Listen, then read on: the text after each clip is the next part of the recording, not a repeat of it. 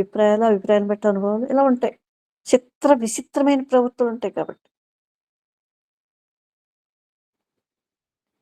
మన కుటుంబం, ఇంకా మన ఏ పనులైతే చేస్తామో అవి, మనం ఏం సాధించాలనుకుంటున్నామో, వాటి గురించే కదా! మన భయాలు కానీ, మనం కోరుకున్న వాటిల పట్ల నిస్పృహలు ఇవన్నీ ఉంటాయి.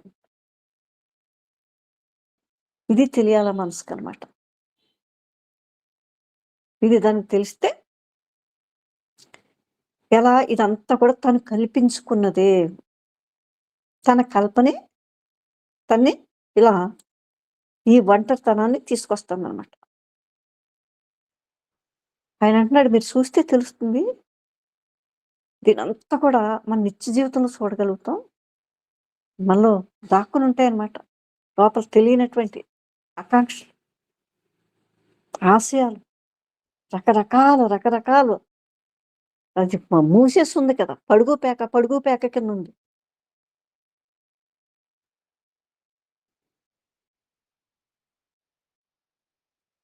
ఇది తెలిస్తే మనకి ఈ జీవన ప్రక్రియ తెలిసి ఉంటే అమిత లోతుగా చూసారా?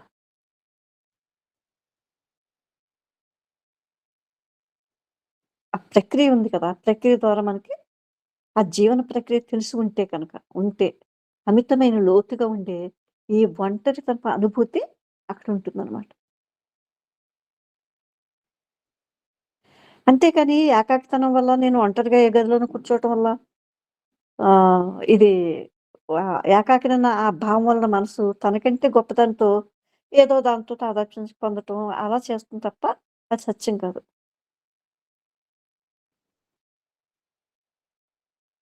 ఏదో ఒక ఆదర్శం అనమాట. లేదా దైవం అనే ఒక భావన కావచ్చు. దైవం అనే భావన దైవాన్ని చూపించలేదు. ఇది మొత్తం మనమంతా కూడా తెలుసుకోవాల్సింది. నేను దైవం మీద ఎన్నో రచనలు చేస్తాను. దైవీ భావాలు ఎన్నో నా లోపల నుంచి ఆహ్, ఆహ్, లెగుస్తూ ఉంటాయి. దైవం మీద భావాలు. ఇంకా నాకు దైవం అనేది తెలీదు. కానీ ఒక దైవీ భావం ఉండిపోయింది నా దగ్గర అక్కడ. దైవం అంటే ఏదో గొప్పది అని కదా మన భావన. లేదంటే అది శాశ్వతంగా ఉండేది అనే దాంతో తెలియని దాంతో చూసారు. తెలియని దాన్ని భావిస్తాం అనమాట.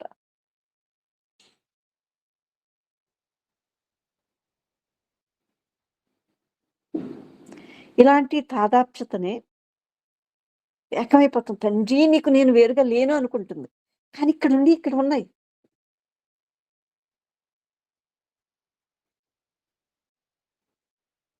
ఆయన అంటున్నాడు ఇదంతా కూడా బాహ్యంగా ఉన్నటువంటి దాంతో పొందే ఒక తాదాప్యత.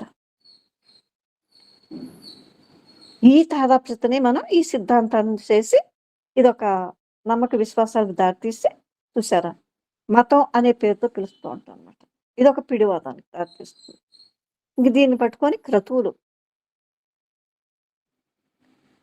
ఇంకా పోటీ పడుతున్నటువంటి సమూహ రూపంలో ఉంటాయన్నమాట. ఇవన్నీ ఇప్పుడు మీరంతా చూస్తూ ఉన్నదే. అనేక రకరకాల సంస్థలు కావచ్చు, ఇవన్నీ కావచ్చు. ఇదంతా ఒక్కొక్కళ్ళు ఒక్కొక్క అంశాన్ని నమ్ముతా ఉంటారన్నమాట. చూసారా? ఇదేమవుతుందప్పుడు మీరు ఇంక మరింత ఇంకా ఇంకా పరిమితం అయిపోతున్నారన్నమాట. ఎందుకంటే ఈ భూమి చూడండి.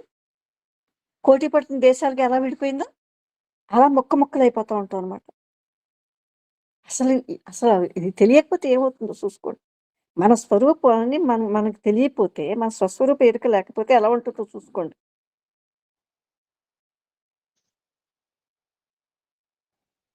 ఇది మీకు అర్థమవుతుందా?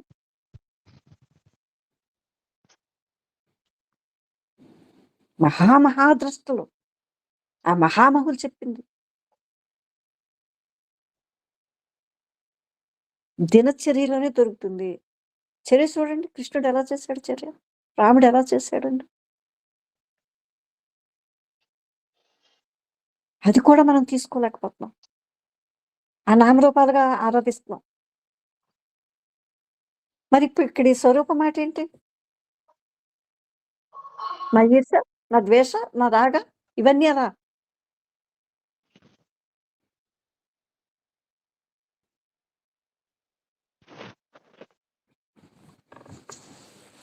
ఇది ఎప్పుడైనా మీరు కొంచెం మీకు మీరు వేసుకున్నారా ఈ క్వెషను?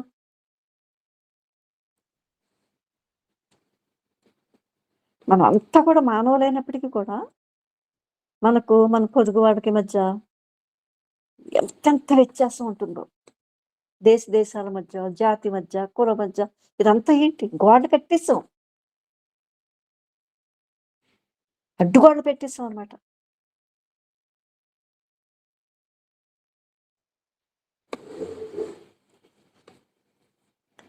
ఇలా ఒంటరిదయిపోతుంది.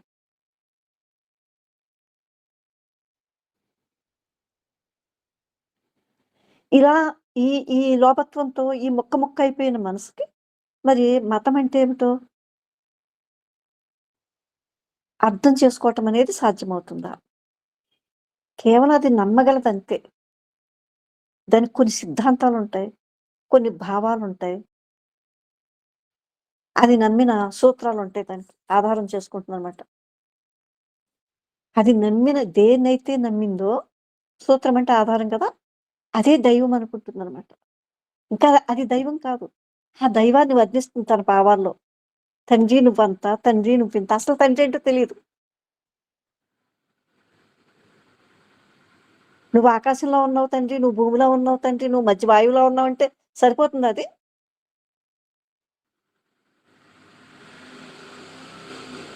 ఇప్పుడు మనంతా కూడా ఇలాగే ఉన్నాం. దాన్ని దైవం అంటాం. అబ్బా! ఎంత భక్తి అంటాం. చూసారా? నేనేదైతే నమ్మానో చూసారా? ఆ దైవం అని పిలుస్తుందని దానితో ఈ తాదాప్యత అనమాట. ఈ తాదాప్యత తప్ప ఇంకా దైవమేమో మనకు తెలీదు. అసలు మతం అంటే ఏమిటి? ఈ మొత్తం చూసి వీటిని దాటి ఇవతలకొస్తే అట్టి వాళ్ళు మతాత్మకులు. చూసారా? ఇలాంటి దానికి, ఇట్లాంటి మతానికి ఏ నమ్మకంతో కానీ, ఏ గ్రంథాలతో కానీ, ఏ చర్చిలతో కానీ సంబంధమే లేదు. ఏ పట్టుకోమ లేదు దానికి. అందుకనే ఈ సౌందర్యం అంటే ఏమిటో మతాత్మకమైన మానసిక స్థితిని దీన్ని అర్థం చేసుకున్నప్పుడు మాత్రమే మనకి ఇది పూర్తిగా, సంపూర్ణంగా, పరిపూర్ణంగా అర్థమవుతుందనమాట. సౌందర్యం అంటే ఏంటి? చూసారా? అఖండం అనంతం శక్తి అన్నది ఎనర్జీ మీరు ఏ పేరైనా పెట్టండి. వ్యాపించేసి ఉంటుందనమాట. ఈ కన్ను చూడాలన్నా, చెవి వినాలన్నా హ్మ్. అంతెందుకు ఈ ఏది చేయాలన్నా కూడా అదే ఆధారమవుతుందనమాట. అన్నిటికి వెనుకన ఉందనమాట. దేనికి అంటబడకుండా.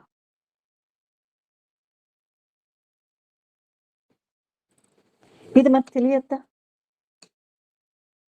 తెలిసిందని విడిచిపెడితే ఈ తెలియని దానిలోకి వెళ్తున్నామని ఈ మహాదృష్టి చెప్తారు మనకి.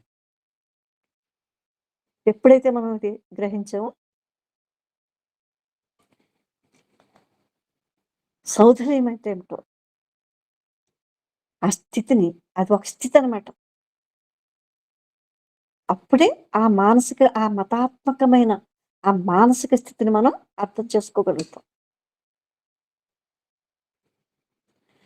ఇటువంటి సౌందర్యాన్ని మనం అర్థం చేసుకోవాలంటే ఆ సంపూర్ణమైన ఏకాంతతతో సమీపించాలి దాన్ని.